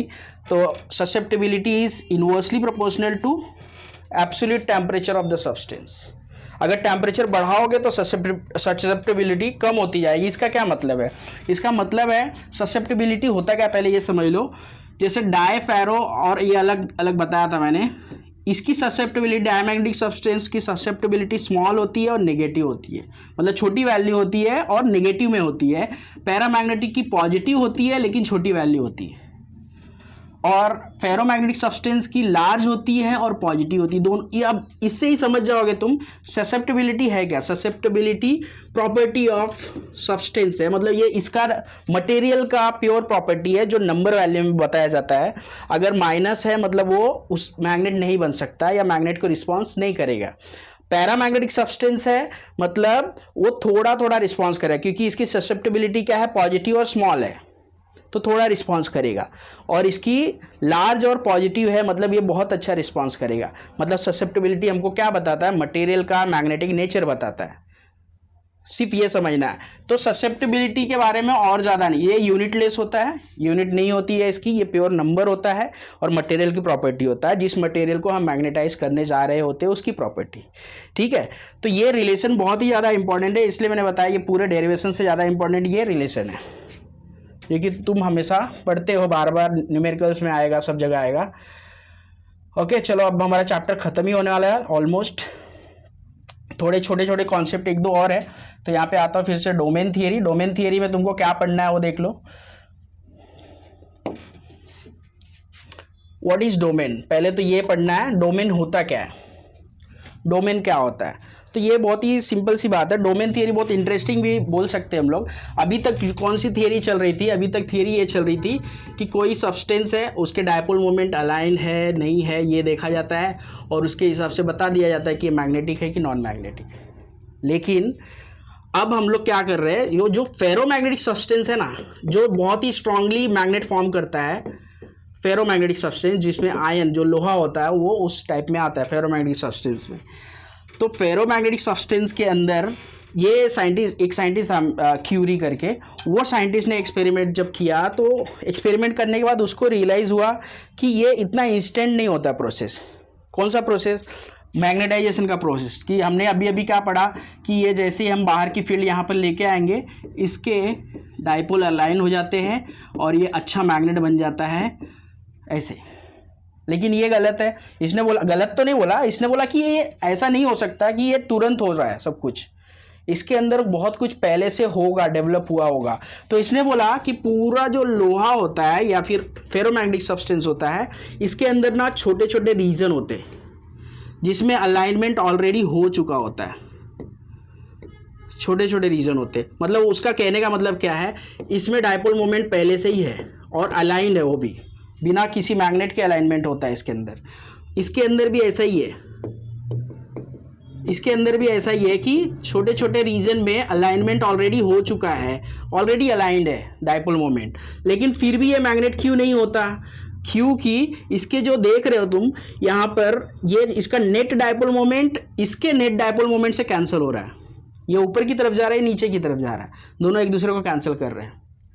Net dipole moment cancel करते हैं। लेकिन अगर इंडिविजुअल डायपोल मोमेंट की बात करें इलेक्ट्रॉन्स के लेवल पर, तो इलेक्ट्रॉन्स के लेवल पर यह बात निकल के आती है कि डोमेन के अंदर, मतलब एक छोटे से रीजन के अंदर अलाइनमेंट ऑलरेडी हुआ होता है। तो ऐसे बहुत सारे रीजन होते हैं ये फेरोमैग्नेटिक सब्सटेंस के पास में, और ये छोटे छोटे रीजन्स को ही हमने नाम दिया है डोमेन, या साइंटिस्ट ने नाम दिया, हमने क्या, हम तो पढ़ रहे हैं।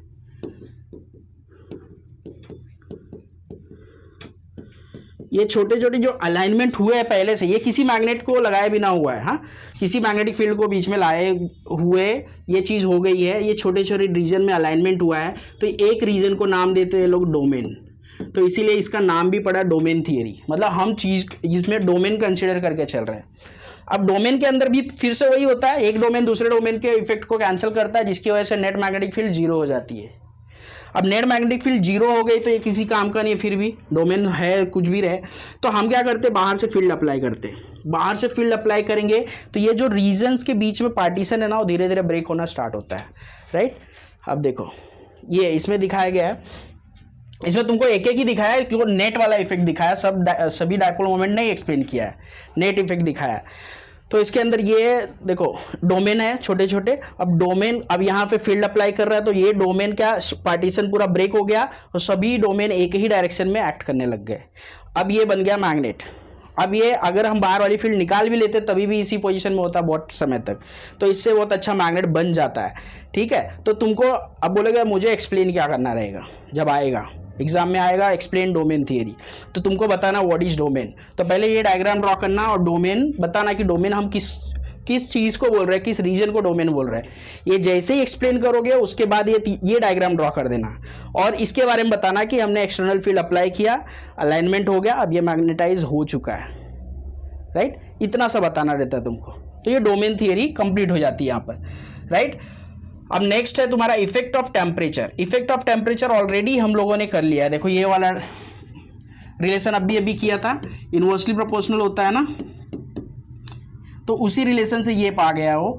मतलब दो डिफरेंट टेम्परेचर में सब्ट्रैक्शन करके भी हमको मिल रहा है, या तो दूसरा ये एब्सोल्यूट टेम्परेचर, एक टेम्परेचर इन सेल्सियस स्केल है, राइट, तो दोनों का माइनस करके कर रहा है। और ये कर्व तुमको क्या बता रहा है, ये ऊपर जो टेम्परेचर होता है ना उसका टेम्परेचर कम होता है, पैरामैग्नेटिक सब्सटेंस का टेम्परेचर कंपेरेटिवली थोड़ा ज़्यादा होता है। मतलब जो जितना स्ट्रांग होता है उसका टेम्परेचर उतना ही कम होता है, उतना ही कूल होता है, समझ सकते हो तुम। जो बॉडी बिल्डर होते हैं, ज़्यादातर बॉडी बिल्डर पहलवान लोग, या आर्मी वाले ले लो, पहलवान लोग तो कुछ भी होंगे, आर्मी वाले ले लो, कमांडो ले लो, ये सब में क्या करते, इस सब के सब शांत होते हैं। तुम देखोगे ना इनको ऐसा लगेगा ये तो क्या मारेगा, ये ऐसा देख के अपने को लगता फील होता है ये मारेगा क्या, लेकिन वो उतना ट्रेनिंग ले लिया है कि वो जानते मैं मार लूँगा, इसलिए वो शांत है। तो ऐसा समझ लो इधर है कि लोहा बहुत स्ट्रांग होता है इसलिए ठंडा होता है, मेटल स्ट्रांग होता है, जैसे लकड़ी और लोहा दोनों टच करो, बेंच के अंदर लगा हुआ है, टच करोगे पता चला लोहा ठंडा है, लकड़ी थोड़ी सी गर्म होगी, लकड़ी खोखली है, हल्की है, बराबर ना, नेचर अलग है। तो ऐसा समझा करो थोड़ा बात को। तो यहाँ पर वो लिखा गया है कि फेरोमैग्नेटिक सब्सटेंस ऊपर है, उसका टेम्परेचर कम है।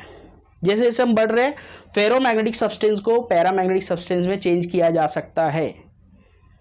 मतलब लोहा अगर तुम फेरोमैग्नेटिक सब्सटेंस है, तुम उसका टेम्परेचर बढ़ाते जाओगे, अगर उसको भट्टी के अंदर गर्म कर रहे हो तो समझो वो धीरे धीरे पैरा में चेंज हो जाएगा, उसका नेचर चेंज हो जाएगा, वो पैरामैग्नेटिक बन जाएगा, तो वो उतना मैग्नेटाइज नहीं हो पाएगा। तो यहाँ पर ये बताने की कोशिश हो रही है कि टेम्परेचर बढ़ता है जैसे जैसे, वैसे वैसे फेरोमैग्नेटिक सब्सटेंस पैरामैग्नेटिक सब्सटेंस बन जाता है। और ये जो पॉइंट दिख रहा है, ये वाला पॉइंट थोड़ा बड़ा कर देता हूँ, हाँ ये देखो, ये जो पॉइंट दिख रहा है इसको बोलते हैं क्यूरी टेम्परेचर। ये टीसी लिखा है क्यूरी टेम्परेचर, सेल्सियस स्केल नहीं, क्यूरी टेम्परेचर। क्यूरी टेम्परेचर मतलब a temperature at which ferromagnetic substance gets converted into paramagnetic substance. एक ऐसा टेम्परेचर आता है जब फेरोमैग्नेटिक सब्सटेंस पूरी तरह से पैरा में कन्वर्ट हो जाएगा, उसी को हम लोग बोलते हैं क्यूरी टेम्परेचर, टीसी, बराबर। तो क्यूरी टेम्परेचर भी तुमको पता चल गया डेफिनेशन। तो हिस्टेरेसिस लूप अभी पढ़ना हमको, तो इसमें हम लोगों को ये समझना है, वैसे तो चैप्टर का लास्ट है, थोड़ा आराम आराम से ऐसा रिलैक्स फील हो रहा है। तो हिस्टेरेसिस लूप के कॉन्सेप्ट में ज़्यादातर बच्चों को समझते नहीं करना क्या है, पढ़ना क्या है, मोस्टली ये होता है। और बहुत सारे क्लासेस में पढ़ाया गया और बच्चों को नहीं समझ में आया, गारंटी है। तुम भी कहीं पढ़े होगे तो तुमको भी नहीं समझा रहेगा, तुम मतलब समझ रहे हो, मैं यूट्यूब वाले लोग को बोल रहा हूँ, बराबर ना। और मैं जहाँ पढ़ा वहाँ तो गारंटी है समझा ही रहेगा, ठीक है। अब मेरे से जो पढ़ा हुआ बंदा देख रहा होगा वही बोले आप ही तो पढ़ाए थे, समझा तो नहीं था, बराबर, ठीक है, चलो कोई बात नहीं। बच्चे एक बार में ध्यान क्या देते हैं, बच्चे तो लास्ट में एग्ज़ाम टाइम पढ़ना शुरू करते हैं, यूट्यूब ही उनका माई बाप सब बन जाता है, सर टीचर सब बन जाता है। अच्छे से अच्छा प्रोफेसर पढ़ाने दो उनको ऑफलाइन में, वो ऑनलाइन ही जाएंगे एग्ज़ाम के टाइम पे और वहाँ से ही देखेंगे, वहाँ से ही फॉलो करेंगे। ये बहुत ही गलत बात है, लेकिन अब गलत बात मैं भी करने जा रहा हूँ तो मेरे को भी देखो सब लोग, और क्या, ठीक है। तो स्टार्ट करते हैं हम लोग हिस्टेरेसिस लूप का कॉन्सेप्ट। और ये कॉन्सेप्ट बहुत ही इजी समझ में आ जाएगा, लेकिन शुरू में थोड़ा सा तुमको ध्यान देना है चीज़ों को। क्या ध्यान देना, देखो तो हमारे पास एक कॉइल है, करंट कैरिंग कॉइल, इसको बोलते हैं सोलेनॉइड। तो सोलेनॉइड के अंदर जो करंट फ्लो कर रहा है ना, करंट फ्लो कर रहा है, सोलेनॉइड के अंदर जो करंट फ्लो कर रहा है, सुनो सुनो, अबे इधर उधर डिस्टर्ब क्यों कर रहे हैं। देखो सोलेनॉइड के अंदर जो करंट फ्लो कर रहा है उसको, उसकी इंटेंसिटी, मतलब तुमने पढ़ा है अब ये भी, H is equal to N into I, मतलब नंबर ऑफ टर्न्स कितने हैं वो N, करंट जितना फ्लो कर रहा है वो I। मतलब मैग्नेटिक इंटेंसिटी जो बता रहा है ना यहाँ पे, मैग्नेटिक इंटेंसिटी ये वाला पार्ट में, हाँ हो गया, बराबर। ये मैग्नेटिक इंटेंसिटी माइनस H और उस साइड में देखो प्लस H लिखा है, जैसे ग्राफ में हम बनाते हैं ना, एक साइड में प्लस माइनस, वैसे ही बना, ऊपर प्लस नीचे माइनस, तो ये प्लस ये माइनस, और ऊपर प्लस मैग्नेटिक फील्ड, नीचे माइनस मैग्नेटिक फील्ड। अब ये मैग्नेटिक इंटेंसिटी तो समझ में आ गई, ये क्या लिखा हुआ है ये समझना है, ठीक है। ये समझना अपने को कि ये बी कहाँ से, कौन सा बी की बात किया है। दो टाइप का बी हो सकता है, एक बी था म्यू नॉट इंटू एच, ये वाला फील्ड आफ्टर मैग्नेटाइजेशन, ये वाला बी है। अगर सिर्फ कॉइल का बात होता तो B O is equal to mu naught H सिर्फ कॉइल की बात होती, तो ये मैग्नेटाइजेशन की बात है। तो चलो आते हैं मेन कॉन्सेप्ट पर। अब डायरेक्टली बताता हूँ तुमको। अभी एच और बी क्या बताया, ये बी क्या है, magnetic field due to magnetization plus इसकी फील्ड, मतलब प्लस हो रही है उसकी। ओवरऑल हम टोटल मैग्नेटिक फील्ड की बात कर रहे हैं, ठीक है। और ये एच जब बात करूंगा मतलब इसकी मैग्नेटिक फील्ड को बढ़ा रहा हूं मैं, मैग्नेटिक इंटेंसिटी को बढ़ा रहा हूं। अब ये थोड़ा सा कॉम्प्लिकेटेड हो गया यहाँ ही समझने के लिए, बी और एच एच बी सब गड़बड़ हो गया, राइट। गड़बड़ होता है, पहली बार अगर समझने की कोशिश करते हो गड़बड़ होगा ही होगा। फिर से बता देता हूँ मैं, एक क्लियर कट बताता हूँ। अभी देखो, अभी तो मैं ट्राई कर रहा था कि तुमको एक्सप्लेन करूँ बहुत अच्छे से, अब एक्सप्लेन नहीं करूँगा। अब तुम्हारे काम की बात, एग्जाम टाइम काम की बात ज़्यादा चाहिए रहती, नॉलेज की बात कम, ठीक है। देखो अब ये H जो है ना, H हम कॉइल का लेंगे, कॉइल का फील्ड बढ़ता रहेगा, मतलब H बढ़ रहा है। अब इसके अंदर जो रॉड रखे हम लोगों ने, फेरोमैग्नेटिक रॉड, ये रॉड का मैग्नेटाइजेशन की वजह से जो फील्ड जनरेट होगी ना, वो होगा B। तो हमने जो ग्राफ बनाया है ये ऐसा बनाया, ये H और ये वाला है B, समझ गए। मतलब H बढ़ या कम, मतलब इंक्रीज डिक्रीज हो रहा है, मतलब ये कॉइल का वैल्यू, करंट का वैल्यू चेंज हो रहा है, उसकी इंटेंसिटी में इफेक्ट आ रहा है, जिसकी वजह से उसके अंदर की मैग्नेटिक फील्ड चेंज होगी, उसका इफेक्ट आएगा ये रॉड के ऊपर। रॉड मैग्नेटाइज डीमैग्नेटाइज होगा चेंज की वजह से, इसके अंदर कॉइल के अंदर दोनों रिलेटेड है। अब यहाँ पे दो हमको ऐसे याद रखना है कि हमको दो चीजें सीखनी है यहाँ पे एक साथ। हमको ये चेक करना है, ये एक्सपेरिमेंटल ऑब्जर्वेशन है, हिस्टेरेसिस लूप ड्रॉ करना एक्सपेरिमेंटल ऑब्जर्वेशन है। कैसे, देखो हम ये कॉइल कितना करंट फ्लो कर रहा है उसके ऊपर H डिपेंड करेगा, अंदर कितना मैग्नेटाइजेशन होता है उसके ऊपर B करेगा। अब स्टार्ट करता हूँ ऑब्जर्वेशन। मैंने ऑब्जर्वेशन स्टार्ट किया तो पहले मैं इंटेंसिटी धीरे धीरे बढ़ा रहा हूँ, किसकी, कॉइल की। कॉइल की इंटेंसिटी बढ़ाना मतलब करंट बढ़ाना, राइट। करंट की वैल्यू बढ़ा रहा हूँ मैं इसके अंदर, तो मैग्नेटिक फील्ड भी बढ़ेगी, धीरे धीरे मैग्नेटिक फील्ड बढ़ रही है, ऐसा दिख रहा है बढ़ रही है। लेकिन एक टाइम आएगा जब इसके रॉड के अंदर के सभी डायपोल मोमेंट अच्छे से अलाइनमेंट हो जाएंगे। जब तक धीरे धीरे अलाइन हो रहे तब तक बढ़ रही है फील्ड, जब पूरी तरह से अलाइंड हो जाएंगे तो सैचुरेट हो जाएगा, तब नहीं बढ़ेगा। तब उसके बाद में सुनो, तब उसके बाद में क्या होगा, सैचुरेशन पॉइंट आएगा। तो ये जो पॉइंट है ना A, सैचुरेशन लिखा है ना वहाँ पे, सैचुरेशन इसलिए लिखा है कि अब इसके बाद इसके अंदर की फील्ड नहीं बढ़ सकती। देखो एक दो डायपोल ड्रॉ कर देता है इसके अंदर ऐसे, सैचुरेशन के बाद में नहीं बढ़ सकती। तो अब क्या करना है, अब हमको रिवर्स आना है। रिवर्स मतलब क्या, धीरे धीरे जो करंट बढ़ा रहे थे हम लोग, वो करंट कॉइल के अंदर कम करना है। करंट कम करने का अल्टीमेटली मीनिंग ये होता है कि इसके अंदर की फील्ड चेंज करना।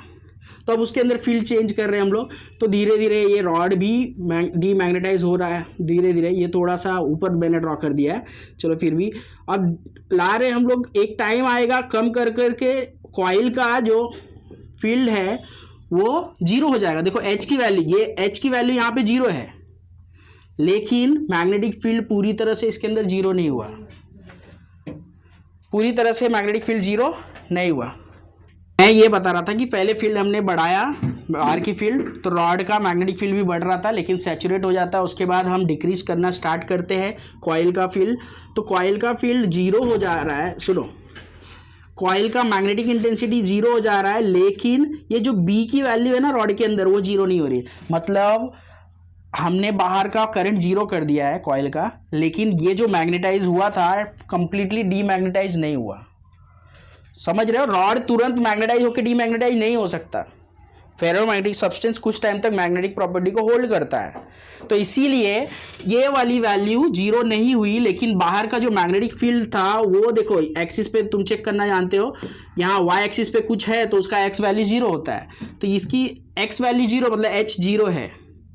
तो इसके अंदर जो हमने फील्ड बनाया था वो फील्ड तो जीरो कर दिया, लेकिन इसकी मैग्नेटाइजेशन से जो फील्ड बनी थी वो जीरो नहीं हुई, तो उसको जीरो बनाना है। तो हम क्या कर रहे हैं, अब धीरे से करंट यहाँ जिस भी डायरेक्शन में जा रहा था उसका अपोजिट करंट फ्लो करने लग गए। अगर मैं यहाँ से पॉजिटिव टू नेगेटिव था तो वहाँ नेगेटिव टू पॉजिटिव कर दूंगा, मतलब करंट को ही रिवर्स कर दूंगा। अब करंट रिवर्स करने से क्या होता है, अंदर जो फील्ड बनती है उसकी पोलैरिटी रिवर्स हो जाती है, तो दो अपोजिट फील्ड रहती है। धीरे धीरे अब ये क्या होगा, अब ये जीरो पे आ जाएगा, आगे बढ़ेंगे। मतलब यहाँ पे फील्ड जीरो नहीं हुई थी रॉड की, यहाँ पर जीरो हो गई। लेकिन कब जीरो हुई, जब नेगेटिव H की तरफ बढ़े तब। नेगेटिव H मतलब क्या, जब हम करंट को माइनस में ले गए, माइनस का मतलब अपोजिट डायरेक्शन। अपोजिट डायरेक्शन में ले गए, तब जाके ये फील्ड जीरो हो पाया, मतलब कंप्लीटली डीमैग्नेटाइज हो पाया। तो इस पॉइंट को ये लोग नाम देते हैं रेटेंटिविटी। रेटेंटिविटी थोड़ा पढ़ने में, हाँ ठीक है। अब देखो, अब ये कोरेसिविटी क्या है, C की वैल्यू है। अब C को वैल्यू को डिफाइन कैसे करोगे तुम, यहाँ पे डिफाइन करोगे कि ये रॉड का मैग्नेटिक फील्ड जीरो है, रॉड का मैग्नेटिक फील्ड जीरो है और H माइनस है, H माइनस है क्योंकि अपोजिट डायरेक्शन में करंट फ्लो कर दिया हमने। अब उसके आगे भी हम बढ़ रहे हैं, हम और भी चेक करना चाहते हैं क्या होता है, तो हम यही प्रोसेस फिर से करने लग गए, अपोजिट डायरेक्शन में करंट बढ़ाने लग गए। तो धीरे धीरे फिर से अपोजिट डायरेक्शन में मैग्नेटाइजेशन स्टार्ट हो जाता है। अब धीरे धीरे मैग्नेटाइजेशन स्टार्ट हो गया, यहाँ तक आ गया, फिर सैचुरेट हो जाएगा, फिर से रिवर्स करते करंट को, फिर से रिवर्स करते, वही प्रोसेस यहाँ दिखता है कि फील्ड बाहर की फील्ड जीरो हो गई, लेकिन मैग्नेटाइजेशन से जो फील्ड प्रोड्यूस हो रही थी वो जीरो नहीं हुई। फिर से और इसको जीरो करने के लिए ये पूरा यही प्रोसेस फॉरवर्ड रिवर्स डायरेक्शन में बन जाता है, एक लूप बन जाता है। अब ये लूप का करेंगे क्या, तुम भी सोचते हो ये लूप का करेंगे क्या हम लोग, तो लूप का क्या करेंगे, इसका तुम्हारे बुक के अंदर ही एक्सप्लेन किया गया है। बुक के अंदर ही एक डायग्राम है, वही दिखाता हूँ और उससे सब कुछ समझ में आ जाएगा तुमको इस लूप का क्या यूज है। देखो ये डायग्राम के अंदर जो दिया है हार्ड मैग्नेटिक मटेरियल और ये सॉफ्ट मैग्नेटिक मटेरियल।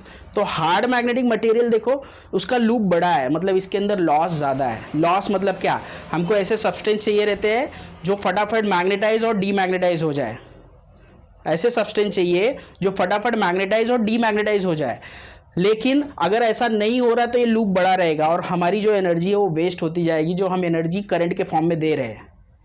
तो ये लूप छोटा होना चाहिए। तो देखो सॉफ्ट मैग्नेटिक मटेरियल में ये लूप छोटा है, मतलब यहाँ पे लॉस ऑफ मैग्नेटिक फील्ड या एनर्जी कम है, यहाँ पे लॉस कम हो रहा है, फटाफट मैग्नेटाइज डीमैग्नेटाइज हो जा रहा है। मतलब तुम जानते हो आजकल हम लोग इलेक्ट्रॉनिक डिवाइसेस पे सॉफ्ट आयन कोर ज़्यादा यूज़ करते हैं। जैसे मोटर तुमने पढ़ा 10th स्टैंडर्ड में, जनरेटर और मोटर दोनों की कॉइल के बीच में सॉफ्ट आयन कोर लगता था। सॉफ्ट आयन कोर क्यों लगता है, क्योंकि वो जैसे करंट चालू हो मैग्नेटाइज होए, जैसे करंट बंद हो जाए डीमैग्नेटाइज हो जाए। अगर वहाँ पे हार्ड मैग्नेट यूज़ करेंगे तो मैग्नेटाइज तो होगा, डीमैग्नेटाइज होने में टाइम ले लेगा, उसकी वजह से इफेक्ट आएगा उसके वर्किंग पर, तो एनर्जी लॉस होगी एक टाइप से, ऐसा बोल सकता हूँ मैं। तो अगर बड़ा लूप है मतलब वो खराब है, बड़ा हिस्टेरेसिस लूप जिसका आता है। तो हम ऑब्जर्वेशन से पता क्या कर रहे हैं, यही पता कर रहे हैं कि कौन सा अच्छा मैग्नेटिक मटेरियल है, कौन सा अच्छा मैग्नेटिक मटेरियल नहीं है। तो ये जो सॉफ्ट आयन कोर है ये अच्छा मैग्नेटिक मटेरियल है, इसमें लूप छोटा है मतलब इसमें लॉस कम है, इसका लूप बड़ा है मतलब लॉस ज़्यादा है। तो हिस्टेरेसिस लूप का जो यूज़ है वो यहाँ पे दिख रहा है हमको। देखो यहाँ पे परमानेंट मैग्नेट इलेक्ट्रोमैग्नेट का एक कॉन्सेप्ट है, छोटा सा पढ़ लेते हैं। इसमें तुमको वही बताया गया है कि परमानेंट मैग्नेट और इलेक्ट्रोमैग्नेट, मोस्टली हम क्या कंफ्यूज होते हैं इलेक्ट्रोमैग्नेट और परमानेंट मैग्नेट में क्या डिफरेंस है। तो एक लाइन टू लाइन में फटाफट रीड करके तुमको एक्सप्लेन कर देता हूँ कि ताकि तुम्हारे बुक का कॉन्सेप्ट भी तुमको समझ में आ जाए। Soft iron having large permeability मतलब ग्रेटर देन 1000। सॉफ्ट आयन अभी बात हुई है लूप के सेंस में, हिस्टेरेसिस लूप उसका छोटा होता है मतलब लॉस ऑफ एनर्जी कम होती है, मतलब अच्छा मैग्नेटिक मटेरियल होता है।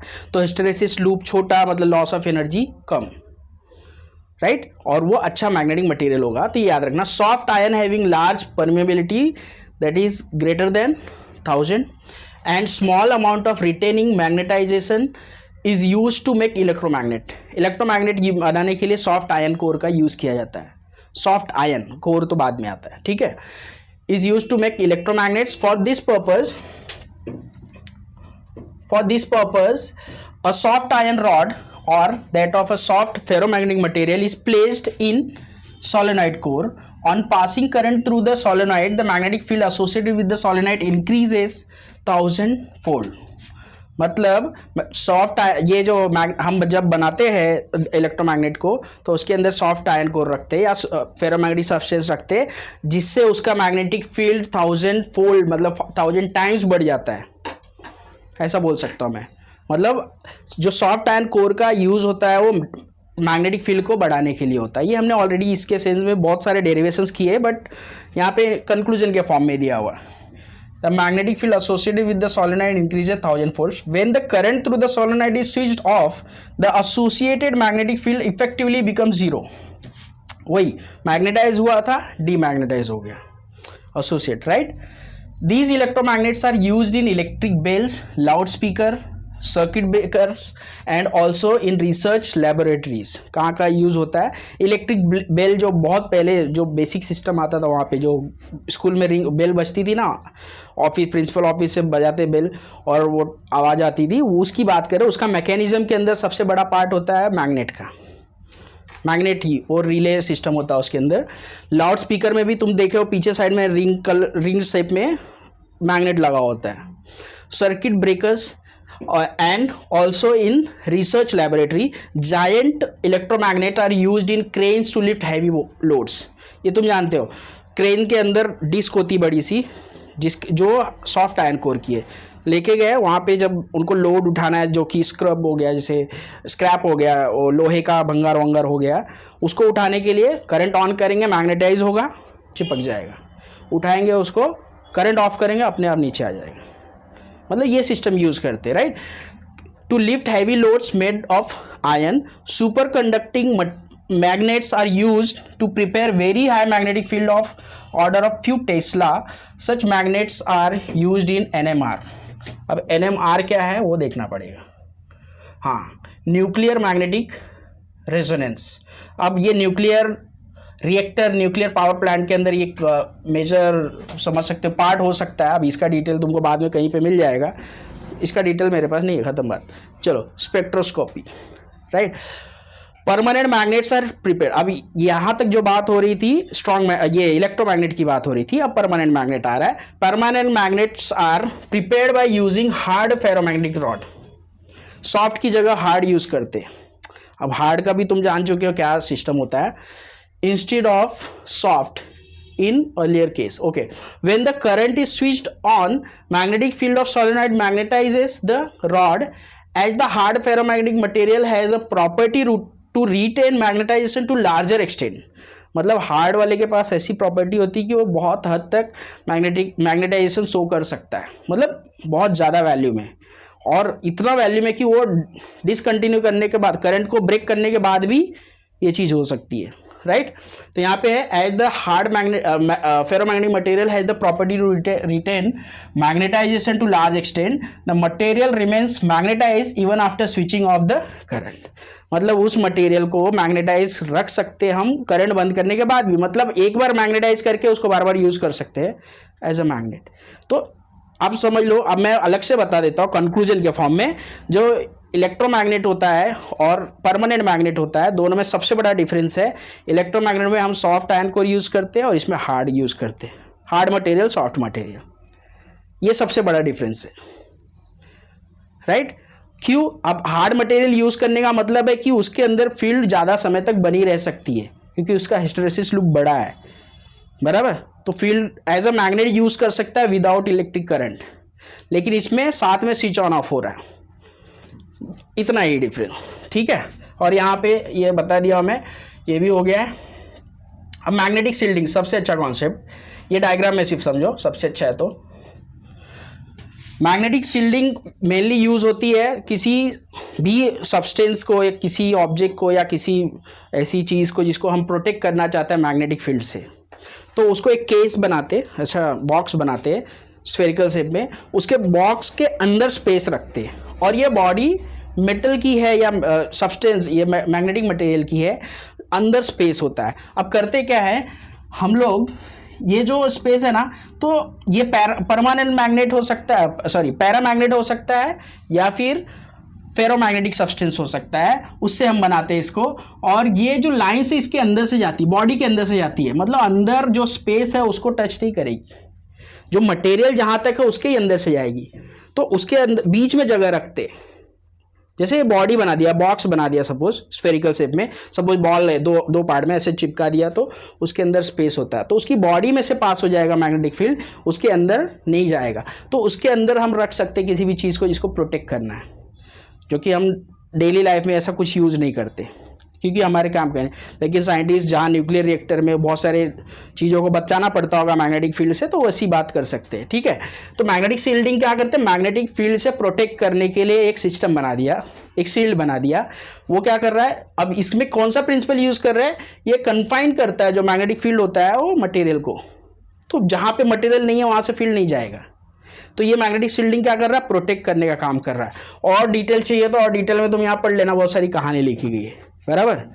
तो ये आज ये चैप्टर हमारा कंप्लीट हो गया है, लेकिन ये बहुत ही फास्ट गया है। अगर तुमको कोई डाउट है, और मैं ट्राई करूँगा कि नोट्स भी तुमको प्रोवाइड कर दूँ, मैं लिंक विंक दे दूँ तुमको, नोट्स है मेरे पास, ठीक है। नोट्स मैं दे दूंगा, हैंड रिटन किसी स्टूडेंट का लिखा हुआ नोट्स है वो दे दूंगा, वहाँ से पढ़ लेना। बहुत कुछ लिखा, सब डिटेल में लिखा कैसे क्या, लेकिन मैंने जो पढ़ाया वो तुम्हारे समझने हेल्प करने के लिए था। बाकी तुम इस टाइम पे क्वेश्चन आंसर फॉर्मेट ही लर्न करो, क्वेश्चन आंसर फॉर्मेट ही पढ़ो। एक बार कॉन्सेप्ट समझ गए तो ये कॉन्सेप्ट से हेल्प हो जाएगी, तो तुम क्वेश्चन निकालो, आंसर पढ़ो, आंसर समझ में आ जाएगा। सबसे बड़ी हेल्प होगी कि तुम जो पढ़ोगे इस चैप्टर में वो तुमको समझ में आएगा ये वीडियो देखने के बाद, ठीक है। तो नेक्स्ट चैप्टर का भी वीडियो आने वाला है, तो जल्दी से जल्दी क्या करो कि इसको शेयर वेयर करते रहो। बाकी तो अभी मैं नया हूँ तो समझ जाओ कि क्या करना है, ठीक है। नया ऑनलाइन में हूँ, ऑफलाइन में बहुत पुराना हो, 15 साल पुराना, तो समझा टीचिंग एक्सपीरियंस है, खाली ऑनलाइन में नया हो तो जल्दी से जल्दी बढ़ाओ जिधर बढ़ा सकते हो।